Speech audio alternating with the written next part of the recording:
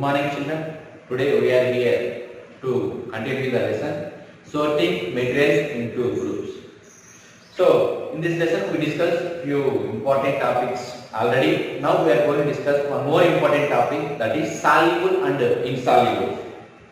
Soluble and insoluble. Soluble and insoluble.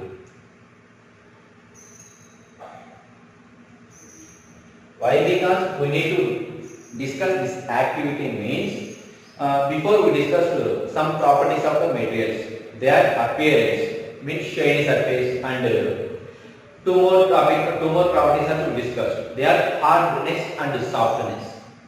Is these properties are enough to decide the properties of the materials? No, because some of the materials may have the similar shiny surface.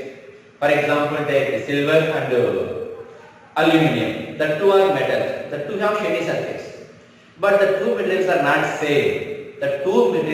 Even the two materials are not sufficient for making same kind of particles. To decide the properties of materials, to decide the materials for uses, some more properties we need to discuss. In that process, two more properties we are discussing now. They are soluble and insoluble materials. Soluble and insoluble materials. So for that purpose, we need to collect some materials. They are some solid materials. Solid material. First we are discussing about the soluble and insoluble solids. Collect materials. Sugar is a solid, we know. Sugar and salt, chalk powder,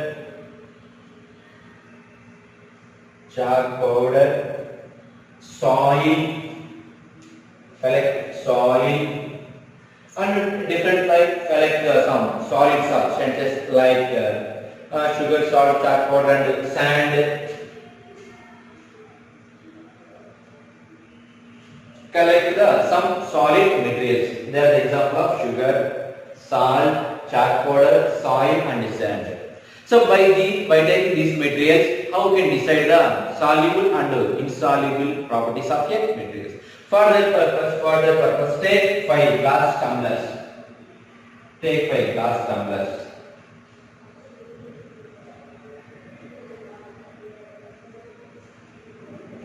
Two, three. Take 5 glass tumblers.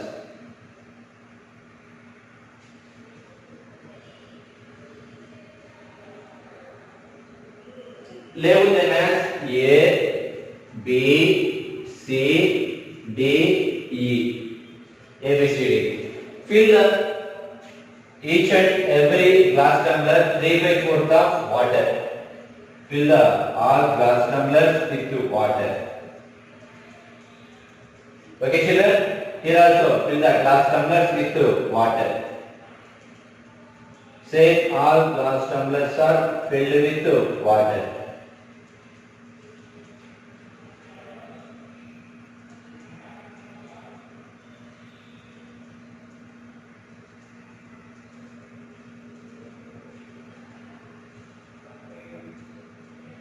Each glass tumbler with water. First, what we did? We taken 5 glass tumblers. After that, we label the glass tumblers as A, B, C, D, E. All glass tumblers are filled with water. Now add one component in one beaker. Understood, children? First, sugar. We take sugar.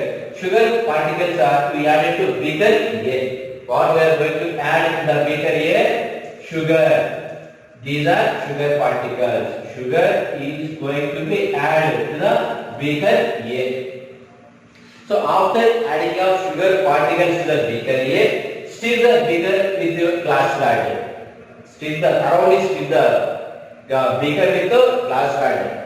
After stirring, allow the glass tumbler some time to free. So after allowing glass tumbler free, about 5 minutes and 10 minutes allow it to free without any disturbance. Understood, children?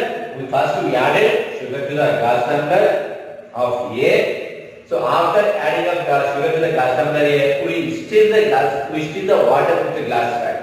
After stirring, the glass tumbler is allowed to free 5 to 10 minutes without any disturbance. After 10 minutes, observe the water present in the beaker. Is there any change in the volume of water, or is there any particles to identify in the beaker? Why? Because I am filling means we added sugar particles to the water. And adding means there is any change in the volume of water means level of water or any particle is identified. That particles may be stable or not. We are observing our sugar particles in the beaker here, but there is no sugar particles. All sugar particles are disappear in water. They are not appear. Disappear means that sugar particles are dissolved completely in water. Why? Because the sugar particles are not appearing means that sugar particles are completely dissolved in water.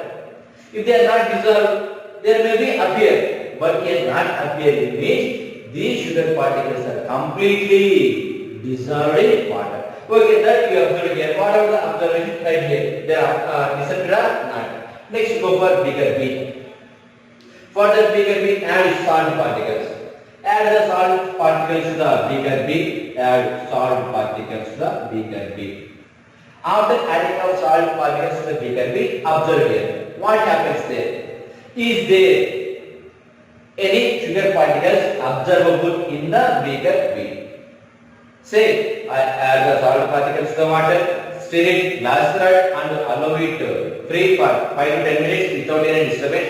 After allowing it free for 10 minutes, observe the position of water in the beaker B. What happens to the water? Where does that salt particles goes? Does the salt particles appear or not? If they are not appear means why? Why they are not appear? Why they are not appear means that salt particles are dissolved in water. That salt particles are completely dissolved in water. Due to completely dissolving of salt in water, the salt particles are not appearing. They are disappeared. Understood, children? Next, go for beaker C. What we added? Chalk powder. Chalk is powder. Chalk powder we added in the beaker C. It is chalk powder. Chalk powder. So same, add the chalk powder to the beaker C and stir it with the glass rod. That beaker, that water is come to stir the water very vigorously for some time, and after some time allow it. Same, this beaker C also allow it free for 5 to 10 minutes. So after 10 minutes, observe the water present in the beaker C. What happened? Does the chalk powder is disappeared or not? If that is not disappeared means, where the chalk powder is present? In beaker C, we observe some chalk powder not disappeared. Still the particles are appearing and they settle down at the bottom of the beaker. They settle down at the bottom of the beaker. They settle means this chalk powder is not dissolved in water. Got the understand the point, children? Here salt powder is not appearing means it is completely dissolved. Understood, children? It disappears salt particle. There is no any kind of salt particles to see in the beaker B and the beaker A. But in beaker C, it is possible to see the chalk powder at the bottom of the beaker. It is possible to see means here chalk powder is not dissolved in water. That's why only the chalk powder pieces are settled at the bottom of the beaker. Even you stir that, but on stirring also the chalk powder is not dissolved in water. That's why they settle at the bottom of the beaker.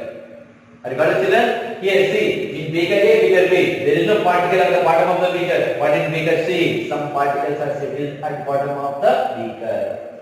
So what we call that 2? That means here completely dissolved means these substances are called soluble substances. Soluble substances. These substances are called insoluble substances. Insoluble substances. Soluble means the materials which completely dissolved in water. Soluble means what? The materials which completely dissolved in water. Completely dissolved in water.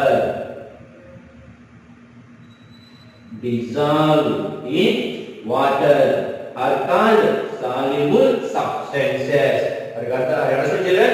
What is meant by soluble substances? The substances which are completely dissolved in water are called soluble substances. So, sugar and salt, they are completely dissolved. They are not present at the bottom of the beaker. So, these two are called soluble substances. What about chalk powder? It is completely dissolved? No, they are appearing at the bottom of the beaker.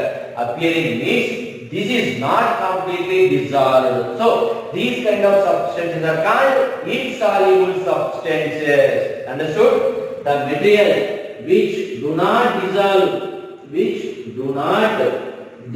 completely, which do not dissolve completely. The materials which do not dissolve completely are called insoluble substances. Understood, children? Soluble means which completely dissolve in water. They are called soluble. The substances which do not completely dissolve in water are they called insoluble substances. In our experiment, what are soluble substances? Sugar and salt. These two are the example of soluble substances.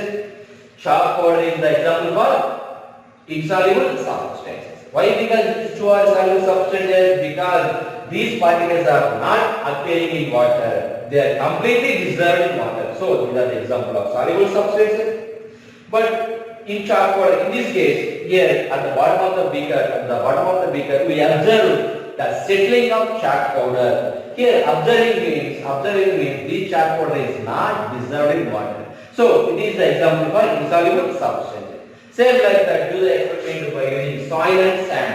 Add soil to the beaker D, and sand to the beaker E, D and E. After adding of soil and sand to the beaker D and E, stir the beakers with glass rod for some time. After stirring the water present in the beaker D and E, allow it for some time without any disturbance. 5-10 minutes allow. After the 5-10 minutes gap, observe the situation or observe the position of water present in the beaker D and E. Is there any material settled at the bottom of the beaker? As we observe at the bottom of the beaker in D and E, we observe the settling of soil and sand. In the beaker D and beaker E also, soil and sand is settling down. Here settling means these two materials are not completely dissolved in water. Are you understood, children? Here settling means soil and sand not completely dissolved in water. So these are the example of insoluble substances. Are you understood, children? Here we take some examples. Some materials: sugar, salt, chalk, soil and sand. Based upon these materials, will you divide the materials into soluble material and insoluble material? Yes. On what basis you divide it? Based upon the disappearing of these materials in water. Disappearing means dissolving. The materials which dissolve completely in water are they called soluble materials. The materials which do not dissolve in water are they called insoluble substances. Understood, children? Yes. Next, in the next video, we will discuss about the soluble and insoluble of liquids. Here we discussed soluble and insoluble of solids. In next video, we discuss about the soluble and insoluble of liquids. I hope you understand and make notes. Okay.